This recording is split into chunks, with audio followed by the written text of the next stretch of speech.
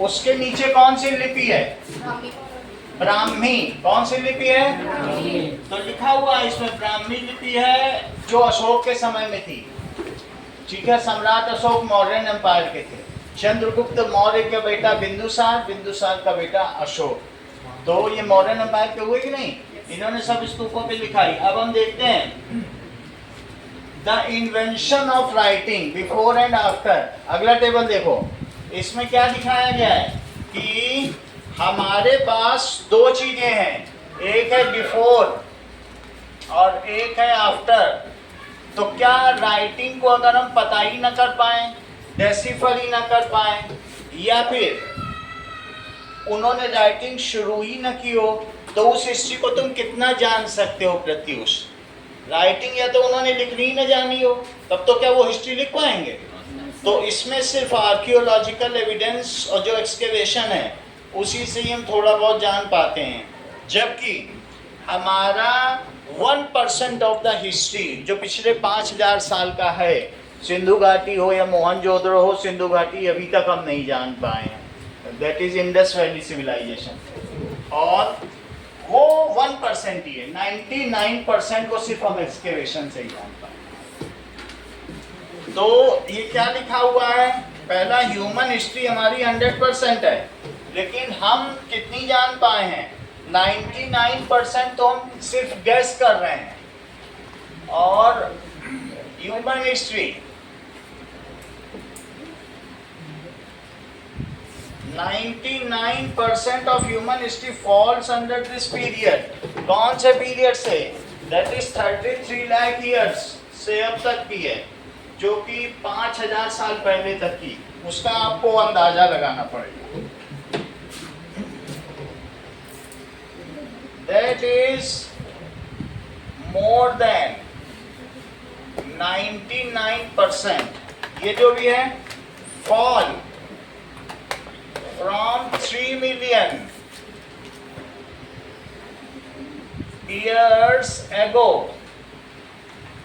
to 5000 years ago, 5 millennium years ago। ये 99% है। और 1% किस में आएगी? 1% फॉल। ठीक है, last 5000 years till now, 5000 years ago. तो इस तरीके से मैं ये कहना चाहता हूं कि क्या तुम्हें ये मालूम है सिंधु घाटी सभ्यता 2000 या 3000 साल पहले शुरू, ईयर्स एगो, और अभी तुम कहां पे हो? तो अगर यहां से चलोगे तो कितने साल हो गए? 5000 ईयर्स एगो। मैं ये नहीं कह रहा हूं कि 5000 BC, मैं कह रहा हूं 5000 ईयर्स एगो। जब मैं 5000 ईयर्स एगो बोलता हूं तो तुम्हारे मन में आना चाहिए 3000 ईयर्स BC। ये दो तरीके से कहा जा सकता है। बोलो, बात समझ में आ गई कि नहीं? क्योंकि तब से लोगों ने लिखना सीख लिया, जैसे मेसोपोटामिया, मायन सभ्यता, इजिप्टियन सिविलाइजेशन, 5 तरीके की सभ्यता है, तो वो सब उसी टाइम की कुछ कुछ पढ़ लेते हैं। अच्छा, 1% fall under this period. Under this period इसमें चीजें लिखी गई, लोगों ने लिखना जान लिया। ठीक है, लास्ट 5000 ईयर्स। अगला देखो, ये तो ह्यूमन हिस्ट्री की बात हो गई। मेन सोर्स क्या है? मेन सोर्स इसका है टूल्स, इम्प्लीमेंट्स जो एक्सकेवेशन में प्राप्त हुए हैं। इम्प्लीमेंट्स, औजार, और क्या क्या है? Other material, artefacts. कुछ ऐसा भी है कि कुछ उन लोगों ने बोन्स के कुछ आभूषण बना लिए होंगे, वो सब है। Main source found during excavation, found during excavation. Excavation का क्या मतलब होता है? खुदाई। खुदाई। ठीक है, यहाँ भी खुदा है, वहां भी खुदा है, जहाँ नहीं खुदा वहां खुदवा देते हैं। Now both material remain same and written documents, इसमें material remains and the written documents are the source. Written documents are the source. इसमें क्या है? डॉक्यूमेंट्स तो पाए ही गए हैं, मटेरियल्स भी पाए गए, and material both are found, both are found. हम पिछले 5000 साल की हिस्ट्री अच्छी तरीके से जानते हैं। Now it is generally difficult to lives of people, कैसे रहते थे, किसको खाते थे, खुद किसके द्वारा खाए जाते थे। Generally difficult to understand the life and thoughts of people, difficult to understand life and thought of people। अब अगला देखो, literature provides information about names, events, social, political and cultural life. We know social कैसे रहते थे समाज में, Mesopotamia में या इंडस में कई स्ट्रेटिफाइड था, राजा होता था, मंत्री होते थे, ये सब पता चल चुका है, कॉमन पीपल होते थे। सोशल, कल्चरल, पॉलिटिकल लाइफ का हमें पता चल चुका है। पॉलिटिकल लाइफ किससे पता चल चुका है? Bye literature.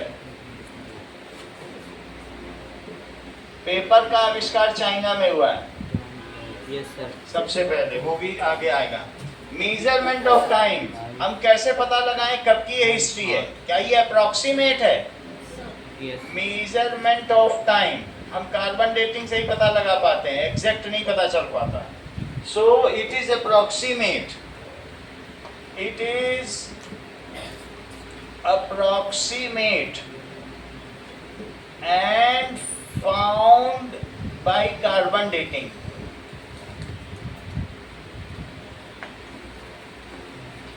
जबकि इसमें क्या होता है? Dating of cultural, it is relatively accurate, it is relatively accurate. तो हम due to availability of documents,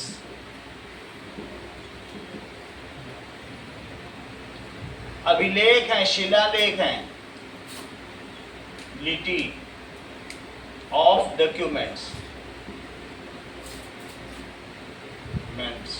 और कौन से हैं? लिथोग्राफ्स, क्योंकि पत्थर पे भी तो लोग लिखते थे, लिथोग्राफ्स एंड कॉइन्स। उस समय कॉइन भी चलते थे। कार्बन डेटिंग क्या होता है? कार्बन डेटिंग हमारे बॉडी में 1% C14 रहता है। हमारी बॉडी में भी कार्बन होता है। कार्बन दो तरीके से होते हैं, एक C6 प्रोटॉन और 6 न्यूट्रॉन और 6 इलेक्ट्रॉन। ये हमारी बॉडी में 99% है। और अगर हम, ये होता है 6 प्रोटॉन और 8 प्रोटॉन और 6 इलेक्ट्रॉन। इलेक्ट्रॉन, प्रोटॉन, न्यूट्रॉन जानती हो क्या? Yes sir. इसका सम करो तो सिर्फ C12 है, कितना है न्यूक्लियस में, और इसका सम करो तो कितना आएगा? C14। जब हम मर जाते हैं हमारी बॉडी में ये जो 1% C14 है, ये धीरे धीरे कम होता जाता है। हर 5000 साल में है तो ये 1%, हर 5000 साल में इसका भी 1% और कम हो जाता है।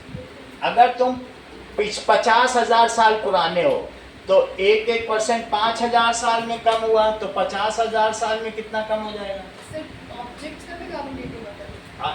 5000 साल में 1% है, उसका 1% कम हुआ, खत्म हो जाएगा। सब चीज का जो लिविंग है उन्हीं का होता है, फॉसिल का होता है।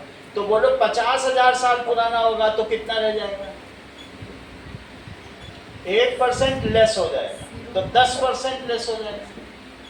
1% कम होता गया, तो हम कहेंगे भाई उसमें कार्बन 1% होना चाहिए था, लेकिन अब 0.09 ही मिला, 10% प्लस हो गया, तो 50,000 साल पुराना।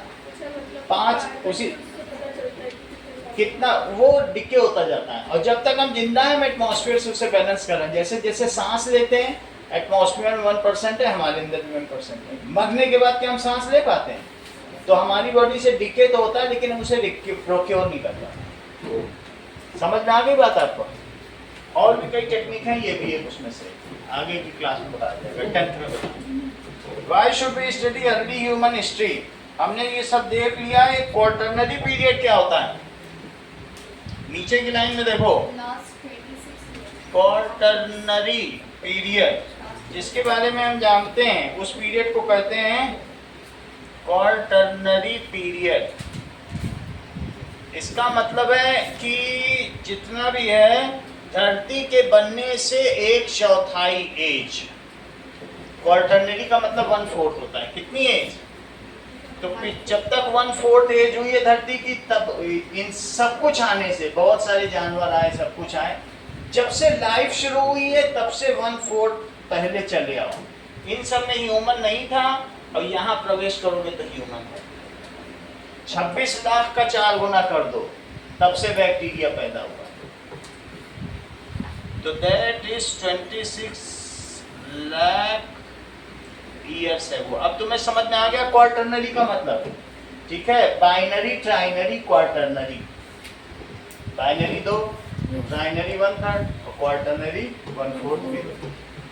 देखो अब आगे देखो, तो हम ये देखना चाहते हैं कि हमारे अंदर कैसे कैसे चेंज आए। अगले पेज पे आओ, तो उसमें तुमको ये दिख रहा है क्या कि ह्यूमन एक कॉन्टिनेंट से दूसरे कॉन्टिनेंट में किस तरीके से माइग्रेट कर रहा है। जैसे कि अफ्रीका से जाता हुआ दिखाया गया है, होमो इरेक्टस माइग्रेट कर रहा है, तो जगह जगह से गया है। ऊपर के डायग्राम में तुम खुद ही देख सकते हो, अफ्रीका से ये मिडिल ईस्ट गया है, फिर भारत की तरफ गया है, फिर चाइना गया है, फिर ऊपर होते होते यूरोप गया है और फिर वापस अफ्रीका गया। ऊपर दिख रहा है तुम्हें डायग्राम में? ठीक है, ये चीज है। अब ज्यादा इसमें हम ये कह सकते हैं कि जिन्होंने एक्स बना लिए, क्लीवर्स बना लिए, धारदार हथियार, उनको हम होमिनिन कहते हैं। होमिनिन का क्या मतलब है? जो मॉडर्न ह्यूमंस होते हैं, जो हमसे ज्यादा मिलते जुलते हैं, होमिनिन्स, तो उनको हम कहेंगे। तो इस तरीके से निएंडरथल्स जो भी बाद में पाए गए ना, वही होमिनिन है। उन्होंने एक्स बना लिए। होमिनिन क्या है? The category of ancestor which more resembles like human। उनका 900 ग्राम है तो 800 ग्राम का उनका भी ब्रेन था। resembles like human। मेल का 900 ग्राम रहता है, फीमेल का 790 ग्राम। अब ये देखो, तो उन्हें हम होमिनिन कहेंगे। इसमें जो भी आएंगे, नाउ एट प्रेजेंट हम क्या कह सकते हैं कि it has taken part into 3 different ages. 2 से 0.5 मिलियन ईयर्स में भी हुआ, दिखा है सबसे लाइन। और फिर उसके बाद 1,25,000 ईयर्स पहले फिर से हुआ अफ्रीका से। वेव बाय वेव हुआ, एक वेव गई, फिर दूसरी वेव गई, फिर तीसरी वेव गई। बोलो, समझ में आई? इतना हुआ है। फिर इस तरीके से इन दिस वे। और ये who have evolved in Africa, जो 30 लाख साल पहले इवॉल्व हुए थे, वो धीरे धीरे यहाँ से वहाँ से वहाँ जाते रहे। And in this way human evolve, एक जगह से दूसरी जगह। जब वहाँ खतरा लगा, अफ्रीका से वो भागे। अब आगे देखो, एक्सकेवेशन का काम दिख रहा है तुमको अगले पेज पे? हाँ। तो इसी तरीके से ये आर्कियोलॉजिकल एक्सकेवेशन है, बहुत सावधानी से किया जाता है और बहुत एक्सपर्ट्स चाहिए होते हैं। Now who were our human ancestor? वो कौन थे जो कई कई जगह रहते थे? अफ्रीका, एशिया, यूरोप में रहते थे, ओल्ड वर्ल्ड में रहते थे। तो वो हमारे एंसेस्टर्स थे। उनमें to make such tools, human can be separated from animals because animals have no cognitive ability to use tools। However, humans, उनमें संज्ञान होता है। क्या चीज होता है? कॉग्निशन। कॉग्निशन का, हाँ, तो humans have cognitive ability, have cognitive ability to use tools। जबकि किसमें ये एबिलिटी नहीं थी बताओ? That it was इथैक्सिन्स में नहीं थी, इथैकिन्स में, इन लोग सेम ही चीज है।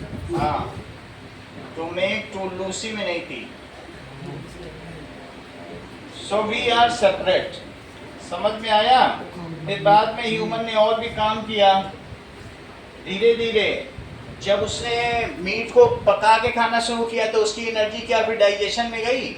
उसकी एनर्जी ब्रेन की ओर डाइवर्ट हो गई और सीधा चलने शुरू कर दिया। तो उसके बाद तो उसने वोकल कॉर्ड्स भी डेवलप हो गए और साथ में सीधा चलने की वजह से ब्रेन के बीच में कैविटी आ गई और ब्रेन और डेवलप हुई। ब्रेन में जितना कम खून जाएगा उतना ज़्यादा ब्रेन चलेगा। ब्रेन पहले संतरे के आकार का था इरेक्टस तक में, और वो करीब 400 ग्राम का था और अब 900 का हो गया। ब्रेन बड़ा होने से अच्छा। आप 4 लोगों में देखिए किसके में ब्रेन ज़्यादा बड़ा लग रहा है। देखो कंपेयर करो ये चारों स्केलेटन, किसके में ये जो स्कल है, स्कल का ये पोर्शन किसके में कैविटी ज़्यादा दिख रही है? ये देखो, तब तुम्हें पता चलेगा। ये देखो ये कैविटी है, इसी कैविटी में ब्रेन होता है, तो किसके में तुम्हें ये कैविटी ज़्यादा दिख रही है? ये देखो, बड़ी कैविटी होगी तो बड़ा ब्रेन होगा। ह्यूमन की कैविटी ज़्यादा बड़ी है, ठीक है? तो इस तरीके से हमारा ब्रेन अधिक बड़ा है। हमारे स्कल का वेट क्या होता है? स्कल का वेट क्या होता है? इसका होगा 400 ग्राम का, इतना ही होगा, ठीक है? हाँ क्या? अब ये देखो, तो हमारे अंदर एबिलिटी थी, इसमें चारों दिखाए गए। होमो हैबिलिस, होमो हैबिलिस खूब छोटा सा था, इरेक्टस उससे बड़ा हुआ, वो 2 मिलियन ईयर पहले है। अगर आप चाहें तो देख लें, चारों के नाम दिए हैं। 2.6 मिलियन ईयर कहना, वो डैश नहीं है,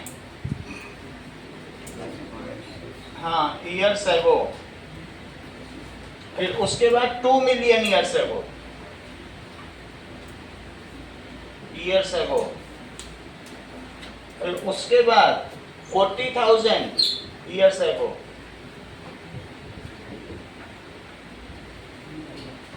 और नाउ में क्या लिखा है? नाउ। तो सबसे पहले Homo habilis, Homo erectus, Homo Neanderthals, that is Neanderthalensis, Neanderthalensis और होमो सेपियन।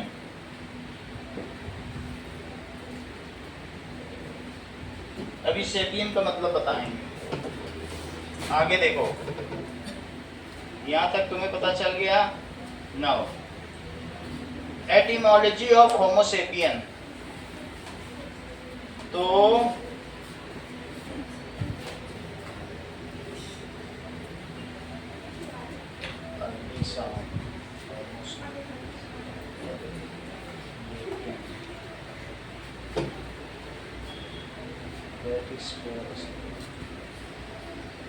होमो सेपियन का हिंदी मतलब क्या है?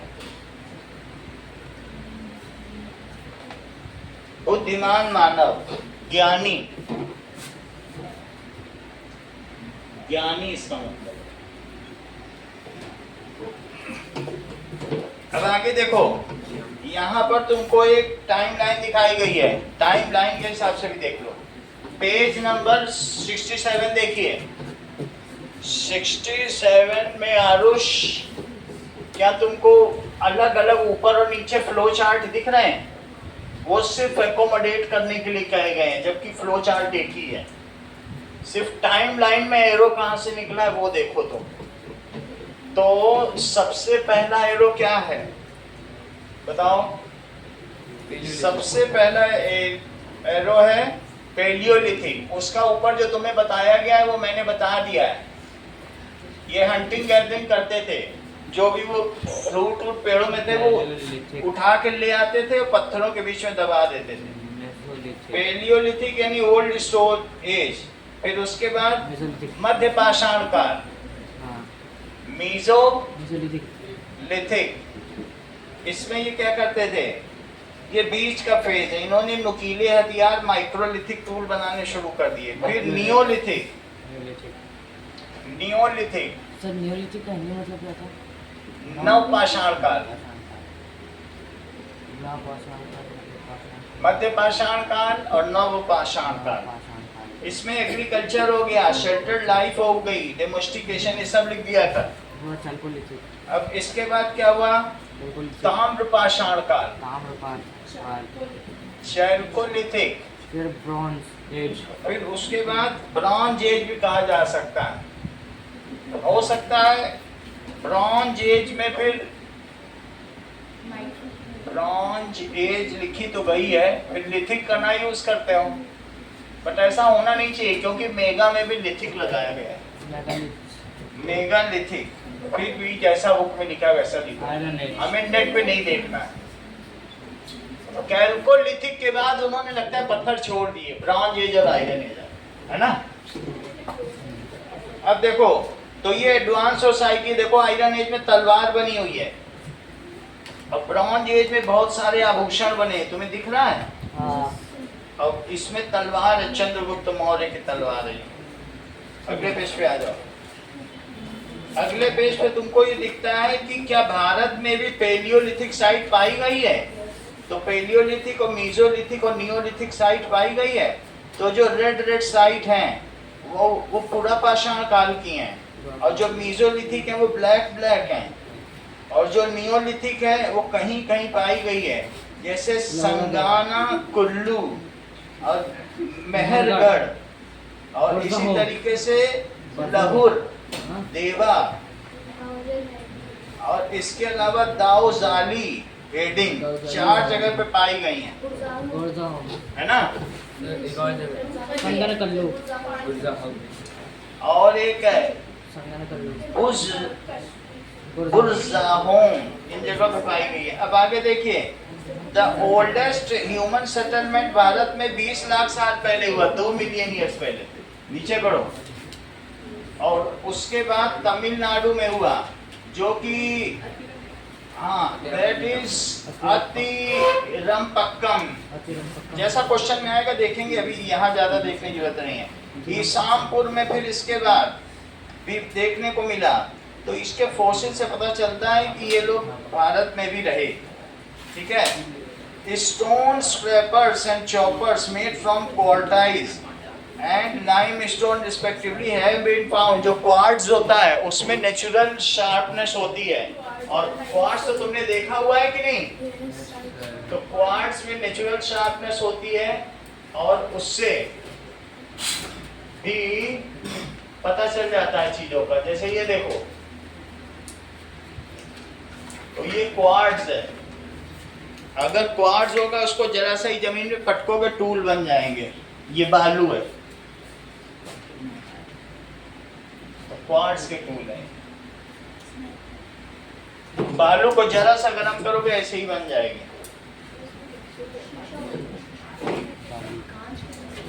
तो ये इन्होंने बताया है कि सिर्फ पत्थर के टूल्स नहीं है, बालू के भी टूल्स हैं। उधर दे दीजिए, नीचे लिखा है। तो इन्होंने क्या बनाए थे, चॉपर्स बनाए थे जिससे किसी को काटा जा सके, क्वार्टाइज, लाइमस्टोन, पत्थर के भी टूल बनाए थे, लाइम के, लाइमस्टोन, ये लाइमस्टोन है, यही है, हाँ। These tools were used to chop animals, इससे चॉप किए जाते थे। सारे पत्थर तुम देख रहे हो पेलियोलिथिक के नीचे दिख रहे हैं। अब अगले पेज पे आ जाओ, क्या तुमको माइक्रोलिथिक टूल और पतले दिख रहे हैं, चेक करो, उसमें शार्पनेस है। और क्या तुम केव की ड्राइंग भी देख रहे हो, केव की ड्राइंग देखो यहाँ, अगले पेज पे आओ। मध्य प्रदेश, तो मध्य प्रदेश में भीम वेदका में जाओगे, बहुत सुंदर सुंदर ड्राइंग है। और अब मैं तुमको वीडियो भी दिखाऊंगा भीम वेदका, डेवलप भी बहुत है। अभी मैं भीम वेदका की तुमको वीडियो दिखाऊंगा, केव ड्राइंग बहुत अच्छी है, लोग वहाँ पर्यटन करने जाते हैं, टूरिज्म। अब देखो, तो केव में देखो कैसे हिरन, बैल सब कुछ बना के रखा है। अब नियोलिथिक के टूल देखो, नियोलिथिक के टूल जो है क्या वो डबल एंडेड शार्प है, तो वो दोनों तरीके से है, वो छीलने का भी काम कर रहे हैं, नीचे से भी कट कर दिए गए हैं, तो छीलेंगे, जमीन को खोद सकते हैं। होमो सैपियंस का मतलब ज्ञानी, तुम एक बहुत ज्ञानी लड़की हो, समझ आ? क्योंकि तुम सेपियन हो ना। हाँ, 2 सेपियन लग गया। अब ये देखो नियोलिथिक टूल तुमने देख लिया, अगले पेज पे आओ। ज्यादा नहीं देखना है, ज्यादा क्वेश्चन आंसर बताएंगे। अगले पेज पे देखिए, सबसे पहले यहाँ पर क्या है, जब आप देखेंगे अफ्रीका में किस प्रकार से विकास हुआ, यहाँ देखो सब समय अलग अलग हुआ है। अफ्रीका में 10,000 साल पहले पॉटरी आई है। 10,000 साल, पॉट देखो ना, घड़ा।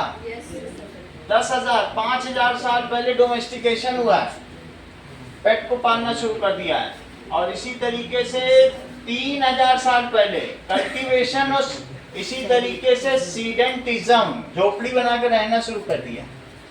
3,000 साल पहले तो था ही, सिंधु घाटी सभ्यता तो तुमको बता ही है 3,000 साल पहले की है कि नहीं। ये देखो, हाँ, तो 3,000 साल पहले अफ्रीका में भी लोग रहने लगे थे झोपड़ी बनाकर। जबकि वेस्ट एशिया में क्या हुआ,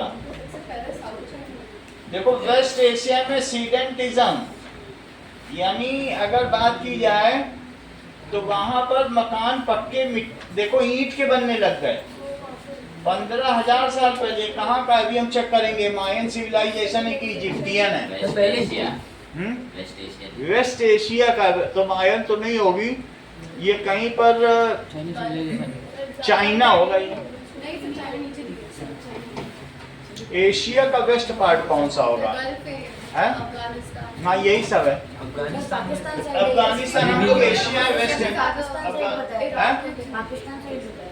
वही सब होगा, क्योंकि उसके अलावा कहीं सिविलाइजेशन नहीं हुआ। Indus Saraswat civilisation. अफगानिस्तान में अभी भी अच्छे से नहीं हुआ पहले जब। सर अफगानिस्तान अभी तक नहीं हुआ। इसमें लिखा है कि अब इसमें देख लेंगे, अभी वेस्ट प्रेजेंट डे पाकिस्तान लिखा है, कहाँ पे, कहाँ लिखा, मिल गया सर, बोलना मिल गया। वेस्ट एशिया कहाँ लिखा है, तो ठीक है, अभी मैं पूछ लेता हूँ, पाकिस्तान में which is West Asia civilisation. हमें इतना फर्क नहीं पड़ता, क्योंकि हमारा टाइम बहुत कीमती है। अब इतना डीप जाओगे तो कल का पेपर खराब हो जाएगा। पहले से ही खराब है। हाँ, इसलिए मत करो। मेसोपोटामिया, बेबीलोनिया, ये सब है। इराक को बोल रहा है वेस्ट एशिया, समझ आया, गल्फ में जो है उन्हीं को बोल रहा है। अब इंडिया में सब कब शुरू हुआ है, 5,000 साल, थोड़ा लेट ही हुआ है। हमने पॉटरी बनाई, कल्टीवेशन किया, सीडेंटिज्म किया, और इंडिया गंगा प्लेन्स, फिर धीरे धीरे ये गंगा के प्लेन्स में शुरू हो गया, मौर्यन तक पहुंच गया। कहाँ तक पहुंच गया, मगध, बिहार तक। गंगा प्लेन्स पूरा बेसिन होता है गंगा का, बेसिन का मतलब साइड की जमीन गंगा के किनारे। और इंडिया गंगा प्लेन्स के बाद फिर ये नॉर्थ चाइना में कब शुरू हुआ, वहां पहले शुरू हुआ। ज्यादा ध्यान नहीं देना, बस ये समझो पहले, और उन्होंने सुअर पालना शुरू कर दिया। North China millet, south China, ठीक है। इसके अलावा साउथ चाइना ने भी सुअर पाले, दैट इज वहां पर 15,000 साल पहले साउथ चाइना में यांग टीजी क्यांग नदी का नाम क्या है, यांगत्से। और जो नॉर्थ चाइना है वहाँ वांग हो, नॉर्थ चाइना, वो नदी कौन सी है, वांग हो। और वेस्ट एशिया में दजला फरात। अब ये देखो, नाउ अगला देखो, नियोलिथिक पीरियड इन सब कॉन्टिनेंट। सब कॉन्टिनेंट में आ जाओ, तो ये मुझे बताओ कि हमारे इंडियन सब कॉन्टिनेंट में कहाँ कहाँ पाया जाता है ये सब। दैट इज मेहरगढ़, तुमने मैप में देखा, मेहरगढ़ में नियोलिथिक व्हाइट दिख रहा है, मेहरगढ़ पाकिस्तान। तो वहां पर हम जब देखते हैं तो नियोलिथिक पीरियड मिल रहा है। और वो कौन कौन से पशु पालते थे, लिथिक पीरियड। और वो पीरियड कब था, दैट इज कहा जा रहा है कि 7000 BCE, अगर 7000 BCE पर है इन मेहरगढ़ में था। अगर 7000 BCE है तो अभी से कितने साल पहले हुआ? 9000 ईयर से वो, क्योंकि 2000 साल तो हम आगे भी आ गए 0 ईयर से। तो BCE ये 0 CE है, तो BCE 7000 तो अभी से 9000 साल पहले। तो इस तरीके से मेहरगढ़ में ये पाया गया है। इन पाकिस्तान में मिला है। सबसे सभ्य देश पाकिस्तान है। नाउ इसके अलावा ऑर्नामेंट्स पाए गए हैं, lapies, lazuli, carnelian and shells. वहाँ बहुत सारे ऐसे पत्थर मिलते हैं। इंडस सिविलाइजेशन में बहुत सारे प्रेशियस स्टोन मिल रहे हैं। अब इसके अलावा वहाँ पर पूरा अहमदाबाद में कॉपर ही कॉपर है। तो कॉपर की जो नदी होती है पूरे ब्लू कलर की है, रिवर, ठीक है ना। सो ये भी हमें जानना चाहिए। नाउ कॉपर ऑब्जेक्ट्स है, और वहाँ पर कॉपर होने की वजह से वहीं पास में उनको टिन मिल गया था। तो टिन की वजह से कॉपर और टिन मिलके उन्होंने क्या बना लिया? ब्रॉन्ज। तो उन्होंने बहुत सारे हम्प्ड बुल भी पाले, ऐसे बुल भी पाल लिए जो हम्प्ड थे। ये देखो हम्प्ड बुल, कुबड़ वाले, उन्होंने हम्प वाले जिसमें एक्स्ट्रा फैट होता है, मतलब वो 15 दिन तक खाना ना खिलाओ तो चले। कैल्कोलिथिक ईयर आपने देखा। अब आगे देखिए, that is chalcolithic period by 4000 year BC। तो अब 4000 BC में वहां क्या मिला? दैट इज उन्होंने तांबे को रिफाइन करना शुरू कर दिया। That is chalcolithic period. तो that they started refining copper, और कॉपर से अब इसकी वजह से क्या हुआ?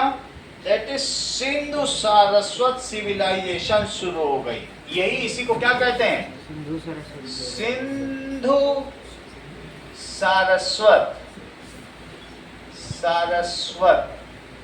सिविलाइजेशन। चेक करो, सिविलाइजेशन कहने का मतलब है कि जो सप्त सिंधु प्रदेश है वो बताओ कौन कौन सी नदियों के नाम है? सप्त सिंधु नदियों के नाम ये देख लो। इसमें सरस्वती अभी लुप्त हो गई है। सिंधु, सरस्वती, सतलज, सारे नाम लिखो। That is Sindhu, Jhelum, Chenab. सिंधु इसकी मुख्य नदी है, सिंधु। झेलम, इनके पुराने नाम कुछ और हैं जो वेदों में लिखे गए हैं। प्राचीन नाम इसका भी दस्ता है। और चिनाब को असिकनी कहते हैं। चिनाब वेदों में भी इनके नाम दिए गए हैं। रावी को परुष्णी कहते हैं। रावी। इसी तरीके से व्यास को विपाशा कहते हैं, व्यास, ठीक है। और सतलज को शुतुद्री कहते हैं, लज। और सतलज के अलावा सरस्वती के 7 नदियां हो गई। सरस्वती जो विलुप्त हो चुकी है, विलुप्त 1 2 3 4 5 6 7 सब तो सिंधु द्वारा सिंचित प्रदेश है। अब अगला देखो, नियोलिथिक पीरियड तुमने देख लिया। तो हमारा सिविलाइजेशन कब से कब तक था? वो आप केव दिखाओ। केव, हाँ वो दिखा देते हैं। BC, वो कहाँ की केव है? उत्तर प्रदेश। भीमबेटका केव देख लो। That is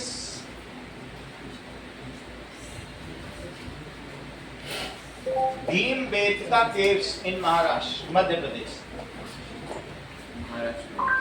Gangnathar caves in Maharashtra, Madhya ये Pradesh. देखो, आप लोगों ने भीमबेटका के बारे में बहुत कुछ सुना होगा कि भीमबेटका की गुफाओं में सबसे प्राचीन मानव आवास के साक्ष्य हमको मिले हैं।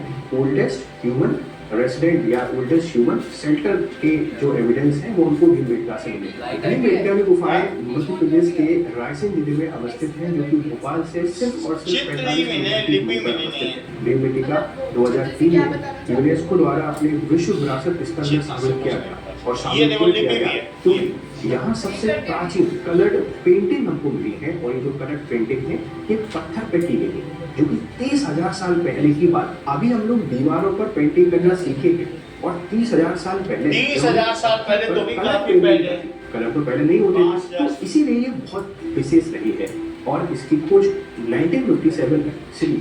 ठीक है, तो भीमबेटका की जो पेंटिंग्स हैं वो काफी कुछ बताती हैं। अब देखो इसके बाद तुम्हें क्या मिल रहा है, दैट इज मेहरगढ़ में बोलोन रिवर है, उसके हाउस स्ट्रक्चर देखो। मेहरगढ़ में कौन सा रिवर है? बोलन नदी। बोलोन नदी। तो वो लोग, इसका मतलब है पक्के मकान बना के रहते थे, ईंट को पकाते थे, नहीं तो ये इतना ऐसे कैसे रहता। अगले पेज पे आओ। अब हम फिर से आ गए सिंधु सारस्वत सिविलाइजेशन। ठीक है, जो कब से कब तक थी? 4000 साल से 35 ईयर्स तक। क्या तुम लोगों ने देखा था कि मोहनजोदड़ो में बाढ़ आई थी? मूवी में देखा है कैसे पूरा नगर बह गया, कि नहीं देखा है? तो वो मोहनजोदड़ो फ्लड देख लो, तो उससे पता चल जाएगा ये सभ्यता कैसे अंत हुई। Mohenjodaro movie flood. सर सही में बाढ़ से खत्म हुई थी। हाँ, सिंधु नदी कैसे बह गई ये देखो। ये तो मोहनजोदड़ो में ये ऋतिक रोशन, और धीरे धीरे पूरा उनका जो डैम भी बना डाला था, डैम सब टूट गया। ये लोग फिर गंगा की तरफ आ गए, पाकिस्तान से भारत आ गए। पाकिस्तान में सिंधु सारस्वत रहते थे, उस पे डैम बनाया, पानी एक दिन बहुत भर गया, डैम टूट गया, तो ये लोग भारतीय गंगा आ गए। ये देखो, ये अभी मोहनजोदड़ो खत्म होने वाला है। इन्होंने यहाँ के जो सबसे दुष्ट व्यक्ति को अंदर बंद कर रखा है, मर जाएगा। ये मोहनजोदड़ो खत्म हो रहा है। इस प्रकार से ही सभ्यता खत्म हुई।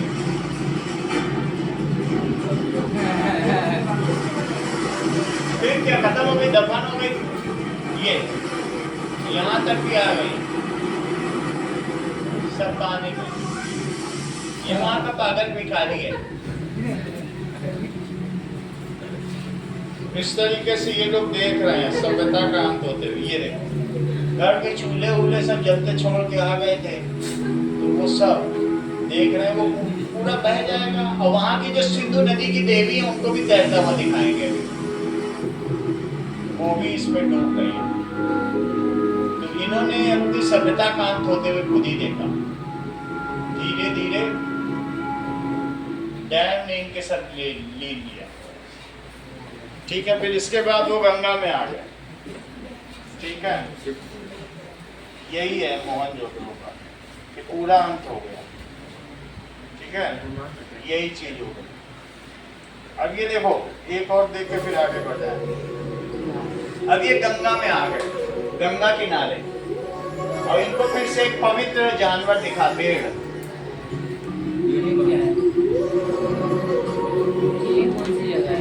मेरा है, ये गंगा के तट पे आ गया। उसके बाद यूनिकॉर्न। चलो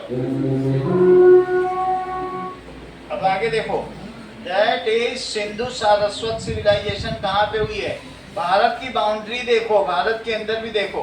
क्या कालीबंगा और लोथल भारत के अंदर मिलते हैं? और फ्लैग से तुम्हें क्या पता चलता है? मेजर अर्ली हड़प्पन साइट, जो पहले वाली थी। ज्यादा मैप में देखने की जरूरत नहीं है, बस इतना जान लीजिए। हड़प्पा, हड़प्पा कहाँ पे है? पाकिस्तान। सब तो पाकिस्तान। और ये बताओ, मोहनजोदारो कहीं दिख रहा है? वो कहाँ पे है? ये भी पाकिस्तान में है। और लोथल कालीबंगा कहाँ है? बस 4 ही जगह तुम्हें याद रखनी है। इंडिया, लोथल, हाँ, लोथल गुजरात। कालीबंगा ये भी इंडिया पे है। इतनी बात तुम्हें समझ में आ गई? Yes, sir. अब इसके बाद क्वेश्चन आंसर इसके करा दें, क्योंकि फर्स्ट चैप्टर तो पूरा करा ही दिया क्वेश्चन आंसर के साथ, First chapter से करा है। हैं? नहीं सर, फर्स्ट नहीं फर्स्ट नहीं फर्स्ट मार्क्स का है, फर्स्ट का इंट्रोडक्शन है। बस CPC वाला है, एक MCQ चलो, तो इसके क्वेश्चन आंसर में कराएं आपको, No, sir. कर लो क्या? Yes, sir. करा दो लास्ट सर कुछ नहीं। चलो सर फर्स्ट चैप्टर का थोड़ा बता। सर सेकंड चैप्टर का लीजिए। ओके, फर्स्ट चैप्टर में भी कुछ क्वेश्चन आंसर हैं क्या? इससे भी आ रहा है। आ रहा तो करा, चलो कर नाउ। हमारा कुछ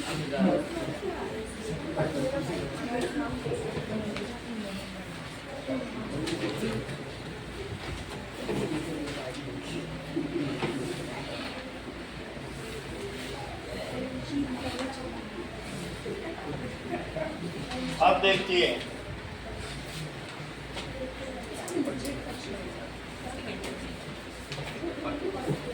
नाउ क्वेश्चन आंसर तो आएंगे इसके बहुत अच्छे अच्छे हैं, लेकिन अब आपको कह रहे हैं नहीं, यही जो मैंने पढ़ाया है इसके वो तैयार कर लेना क्वेश्चन आंसर। बस एक सब 2 मार्क्स बचे। चलो, हाँ बस एक ही आ रहा है 2 मार्क्स। 2 मार्क्स हैं, ठीक है। Now understanding social science, standing social science, note करना शुरू कर दो। अंडरस्टैंडिंग सोशल साइंस का मतलब क्या है कि that is we in social science we focus society institution. In social science we focus on society, कि सोसाइटी कैसे बनती है। ये पॉलिटिकल साइंस के द्वारा या सिविक से पता चलता है। इंस्टीट्यूशंस, कौन कौन से इंस्टीट्यूशन है? Legislature, executive and judiciary, sir economics भी कराओ। कल्चर, अभी इन लोग का एक नहीं आ रहा है, उसके बाद कल तो नहीं आ रहा ना। मेरा टेस्ट नहीं। हाँ, तो कल के बाद ही, कल वालों का भी इमीडिएट थ्रेट है, तो ठीक है। और इसके अलावा एंड ह्यूमन इंटरेक्शन करा तो पूरा देंगे, लेकिन जैसे जैसे जिसकी इमरजेंसी है। And human interaction, human interaction जो पढ़ाया जाए बस उसे ठीक से याद करो, सब चीज़ तैयार हो जाएगी। हम सोसाइटी के बारे में जानते हैं, सोसाइटी फैब्रिकेटेड कैसे कैसे बनी है, कैसे इसमें व्यापार होता है, तो हम इससे इकोनॉमिक्स के बारे में जानेंगे। या हम जिस सोसाइटी में हैं हम यहाँ तक कैसे पहुँचे हैं, हमारे एथिक्स क्या हैं। हिस्ट्री भी इससे जान सकते हैं। इंस्टीट्यूशन किससे जानते हैं? दैट इज पॉलिटिकल साइंस है ना, सिविक्स से। और कल्चर, कल्चर भी हिस्ट्री से ही जानेंगे। एंड ह्यूमन इंटरेक्शन, ह्यूमन आपस में किससे किससे जुड़े हुए हैं, किन देशों से व्यापार करते हैं। इसके अलावा हम लोग ये भी देखते हैं कि वहाँ की जियोग्राफी क्या है, कैसा वहाँ का रिलीफ पैटर्न है, वो सब भी देखेंगे। ये सब ठीक है। और इसके अलावा दैट इज रिलीफ पैटर्न, और ये सभी चीजें हम देखते हैं। And how human exchange materials, जिसको कि ट्रेड कहते हैं। And how human exchange material, उसे इकोनॉमिक्स कहते हैं, अर्थशास्त्र। मटेरियल कहने का मतलब है कि हम जब समाज के बारे में पढ़ते हैं, समाज शास्त्र, तो उसमें इतिहास, भूगोल, अर्थशास्त्र और नागरिक शास्त्र 4 चीजें आती हैं। सोशल साइंस में कौन सी 4 चीजें हैं? सोशल साइंस, अर्थशास्त्र, नागरिक शास्त्र, हिस्ट्री, इतिहास, भूगोल, जियोग्राफी, ग्राफी की धरती का आकार कैसा है, उसका ग्राफ कैसा है। दैट इज पॉलिटिकल साइंस को ही सिविक्स कहते हैं। अभी सिविक्स कह रहे हैं, बाद में पॉलिटिकल साइंस कहेंगे। साइंस, इसको सिविक्स कहते हैं। और फिर उसके बाद क्या आ जाएगा? इकोनॉमिक्स। इकोनॉमिक्स को अर्थशास्त्र कहते हैं। अर्थशास्त्र का क्या मतलब होता है? अर्थ का मतलब मनी, और नागरिक शास्त्र नागरिक के बारे में बताता है। चलो अब हम लोग देखते हैं social science in everyday life. So we have before it reaches to plate, जब खाना तुम खाते हो तो ये पहले हार्वेस्ट होता है, फिर प्रोसेस होता है, फिर ट्रांसपोर्ट होता है, और फिर उसके बाद खरीदा जाता है, बिकता है, तब तुम्हारी प्लेट में खाना आता है। क्या तुम ये बात जानते हो? So it takes lots of effort. So you study in school shaped by educational policies and programme. जो तुम्हारा सिलेबस बना हुआ है वो किस बेसिस पर बना हुआ है?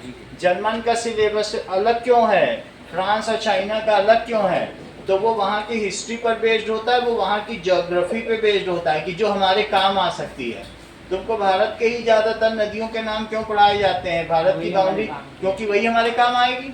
और पॉलिसीज या पॉलिटिक्स में तुम्हें यहाँ का ही इंस्टीट्यूशंस क्यों पढ़ाया जाता है? क्यों यहाँ के लेजिस्लेचर, यहाँ के एग्जीक्यूटिव के बारे में बताया जाता है? क्योंकि जो यहाँ की शासन व्यवस्था है वही तो पढ़ाया जाएगा। And how you trade, how the money reaches to you, how you earn money, that is all included in economics. अगले पेज पे आ जाओ। सर, हाँ, सोशल साइंस की डेफिनेशन कैसे? सोशल साइंस का मतलब है कि the environment around us which impact us is called social science. ठीक है कि नहीं? सो हाउ पीपल ये get together socially, interact with each other, so that a single person can not ये कल्टिवेट, कैन नॉट उसको process, can not make food, सब कुछ वो खुद नहीं कर सकता, एंड कैन नॉट मेडिकेट, खुद का इलाज भी कर सकता है क्या? तो कुछ कुछ या कपड़ा भी खुद ही बुने, ऐसा नहीं हो सकता है। सो वी पीपल, ठीक है, जो एक जगह पर रहते हैं उसको सोसाइटी कहते हैं। ठीक है, सोसाइटी से क्या मिला है? जब तुम्हें ये पता चलना चाहिए कि जहाँ एक कुटुंब रहता है, ठीक है, कित का क्या मतलब होता है? कित का मतलब रिलेटिव्स। किन का क्या मतलब होता है? बोलो, फ्रेंड्स। लेकिन फ्रेंड्स की बात नहीं की जा रही है, सिर्फ कित की। अगर कित 20 पीढ़ी तक चल जाए तो क्या 100 लोग हो जाएंगे? हो जाएंगे। 100 पीपल, अगर 100 पीपल जो होंगे उनको जन कहेंगे। क्या कहेंगे? जन। जन और जन हो गए, और इन्हीं में से कुछ लोग सिक्योरिटी करने लगेंगे। तो अगर इन सिक्योरिटी वालों ने दूसरे अगल बगल के जन को, जन का मतलब कुटुंब होता है, उसको मार दिया और दोनों मिल गए, तो उसको कहेंगे जनपद। जनपद का दूसरा नाम क्या है? डिस्ट्रिक्ट। डिस्ट्रिक्ट का दूसरा नाम क्या है? जिला। किसी जिले का नाम बताओ। जोधपुर। समझ में आया? When people leave their relative identity and are known by their area, then it is called जनपद। ठीक है? और जब ऐसे बहुत सारे जनपद आपस में मिल जाएं तो एक राज्य बन जाता है। तो राज्य बन जाएगा। तो इस तरीके से अब ये दोनों को किसी आपस में किसी ने जीत लिया तो राजस्थान बन गया महाजनपद। तो उसको कहेंगे स्टेट। स्टेट कौन सा हुआ? राजस्थान। तो society, group of people who interact with each other together, cooperate with each other, trade with each other. ठीक है, शेयर्ड कॉमन पास्ट हिस्ट्री। उनकी आपस में क्या होती है? Common past history and share the same region is called social science. समझ में आ गई बात? सोशल साइंस क्या है? तुम्हें राजस्थान समझ में आ गया? उस समय भारत में 16 महाजनपद थे चंद्रगुप्त मौर्य के समय, सबसे बड़ा साम्राज्य था। When Chandragupta Maurya that is ruled, वो कौन सा वो था काल? मेगालिथिक, लौह काल था। When Chandragupta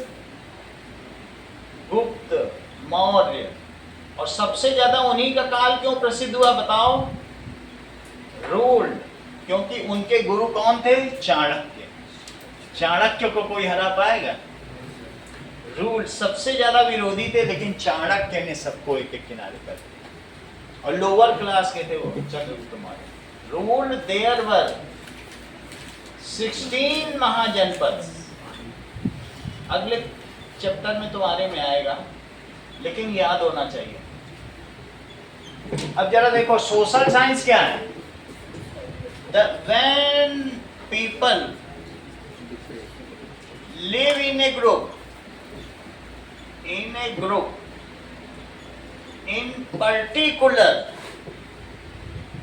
piece of land, particular piece of land, ठीक है, together share common past history, उनकी एक ही हिस्ट्री हो। जैसे हम लोगों को आज़ादी मिली है, हमने खून बहाया है, हमने नहीं बहाया, हमारे पूर्वजों ने बहाया, हिस्ट्री, ठीक है। और क्या करें? That is exchange trade with each other, trade with each other and abided by same law. ऐसा भी है, उन पे सब पे एक ही नियम भी लागू होता है, वही उन्हें बांध के रखता है। हम एक ही संविधान से बंधे एंड अबाइडेड बाय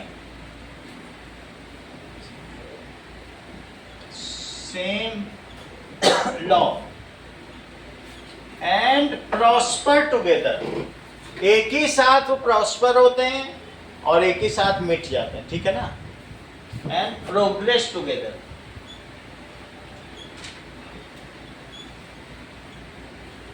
ठीक है। So this subject is studied under social science, कि कैसे वो कर रहे हैं। This subject is studied under social science. ये 4 चीजें इंक्लूड करती है social science. It includes history, geography यानी रिलीफ पैटर्न, और सिविक्स, सिविक्स का मतलब पॉलिटिकल साइंस, एंड इकोनॉमी। चारों चीजों को मिला दिया जाए तो उसको क्या कहते हैं? समाज शास्त्र, सोशल साइंस, सोशल स्टडीज। तो समाज शास्त्र में 4 शास्त्र हैं। अगर तुम ये देखोगे, ये चारों शास्त्र अथर्ववेद में दिए हैं, ऋग्वेद, यजुर्वेद, सामवेद, अथर्ववेद, इसी चैप्टर में दिया है। अब देखो नाउ, इसके बाद हम लोग देखेंगे understanding society through time and tradition. Page number 3 पे आ जाओ। तो हम लोग सबसे पहले ये देखेंगे कि पंच महाभूत से सबकी रचना हुई है। डू यू नो दिस कि नहीं? जानना चाहिए। तो अंडरस्टैंडिंग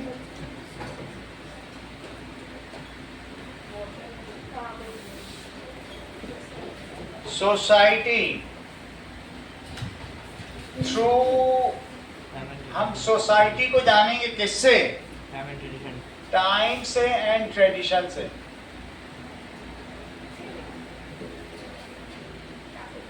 देखिए इसमें क्या दिखाया गया है? Early community depends directly on survival. With time people learn to grow crops, domesticate animals, build settlements, develop tools, exchange goods and organise system of government. पहली 4 लाइन पढ़ी, यही सब तो करी, तुम ध्यान नहीं दे रही हो। देखो रिद्धिमा, उसमें पहली 4 लाइन शुरू में उन लोगों ने अपना एक ऑर्गेनाइजेशन बना लिया मोहनजोदड़ो में। अब सिस्टम ऑफ गवर्नेंस हो गया। उसमें टॉप पीपल थे, मिडिल पीपल थे, लोअर पीपल थे, कुछ श्रमिक थे, कुछ धनिक थे और कुछ शासनकर्ता थे। समझ में आ गई बात कि नहीं? तो इस तरीके से धीरे धीरे सोशल साइंस डेवलप हुई, तुरंत नहीं हुई। पहले तो हमने ग्रुप में रहना सीखा, फिर धीरे धीरे सोशल साइंस डेवलप हुई और हमने पुराने इतिहास से, पुरानी हिस्ट्री से सीखा कि वैसी समस्या फिर आए तो हमें क्या करना चाहिए।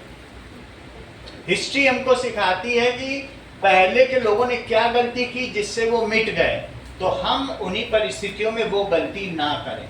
बोलो बात समझ में आ गई कि नहीं? अगर ये नई सरकार इस्तीफा न लेती तो बाहर की विदेशी ताकतें इस समय इतनी हावी थी कि इस सरकार तक को गिरा सकती थी और अपने मन मर्जी की कोई पिट्ठू सरकार या कठपुतली सरकार बैठा सकती थी। तो इसने छोटी हार स्वीकार करना ज्यादा उचित समझा और धर्मेंद्र प्रधान का इस्तीफा ले लिया, जिससे कि आगे बड़े बड़े RCMA रूल आने वाला है, बड़े बड़े विदेशी फंडिंग को बंद करने वाला है इसी संसद में, जो हमारे सारे हिंदू धर्म को बदल कर रखने वाला इस्लामीकरण हो रहा है। तो अब ये जो रूल्स हैं अगर तुम्हें पालन कराना है तो संसद चलानी होगी, और संसद चलाने के लिए इस्तीफा बोलत ले लो। तुम्हें इस्तीफा चाहिए, 6 करोड़ 10 करोड़ जितना लेना ले लो, हमारी संसद चलने दो, हमें रूल पास करना। तो इसीलिए कभी छोटी हार बड़ी जीत का कारण बनती है। जब खिचड़ी गर्म थी और चंद्रगुप्त मौर्य कुटिया में एक जगह गए तो एक लड़के ने पूछा, माँ ये खिचड़ी गर्म है, मैं कैसे खाऊं? तो बोले, बेटा किनारे किनारे से खाओ, धीरे धीरे ठंडी हो जाएगी और बीच की तुम खा लोगे। चंद्रगुप्त के दिमाग में ये विचार कौन है? ये तो बहुत अच्छी माँ है, इसने बोला किनारे किनारे से खाओ। उन्होंने नंदवंश का किनारे किनारे से अब कब्जा करना शुरू किया और धीरे धीरे पूरा निकल गया। तो हिस्ट्री तो हमें सिखाती है कि खिचड़ी कैसे खाई जाए। चलो तो अब इसके बाद धर्मेंद्र प्रधान वाला वो पॉलिटिकल स्ट्रैटेजी, पॉलिटिकल स्ट्रेटजी का मतलब क्या है कि उसे आगे कर दिया एक चीज को, और वो उसी में कितने पाकिस्तानी हैंडल थे, 480 पाकिस्तानी, वो आगे छात्र रहते थे, पीछे से पत्थर चलाते थे, और छात्र वो बंद हो जाते थे, पीछे से भाग जाते थे। बेनिफिट जॉर्ज सोरोस का है, जो अमेरिका में बैठा हुआ व्यक्ति है, वो चाहता है हमारी यहाँ सरकार हो जाए, सब चीज। फिर भी एजुकेशन में चेंज हो जाएगा। ये गवर्नमेंट पॉजिटिव है, देश के लिए करना चाहती है, क्योंकि ये बहुत पुराना है। पहले भी ये बिल आया था तो कांग्रेस ने पुल डाउन कर दिया, बोला नहीं पकड़ना नहीं है। ऐसा नहीं है बिल नहीं आया, मुलायम सिंह ने पुल डाउन कर दिया था, समाजवादी पार्टी बोले हमें ऐसा बिल ही नहीं लाना करना। आप बीजेपी सपोर्ट करते हैं? बीजेपी की बात नहीं है, जो भी है जो सही काम करेगा उसकी बात हम कर रहे हैं। तो अगर प्रोग्रेस हो रही तो होने दो, लेकिन हम विदेशी हैंडलर से अच्छा है अपने लोगों। हम कहते हैं हमारे यहाँ का बैठे, चाहे तेज प्रताप बैठे, तेजस्वी बैठे, अनाड़ी बैठे, लेकिन वो नहीं बैठना चाहिए जो विदेशी के हाथ में खेल रहा है, वो खतरनाक बात समझ आई कि नहीं? तो जो पैसा ले लेके कर रहा है बाहर से, वो सब नहीं ठीक है। तो understanding society through time and tradition, हमने ये देख लिया कि 5 महाभूत है। कौन कौन से? भूमि रापो नलो वायु खम मनो बुद्धि रेच अहंकार इतियम में भिन्ना प्रकृति रष्टता अपरिमितस्वन्याम प्रकृतिम विद्धि में पराम जीव भूताम महाबाहो येदं धारते जगत।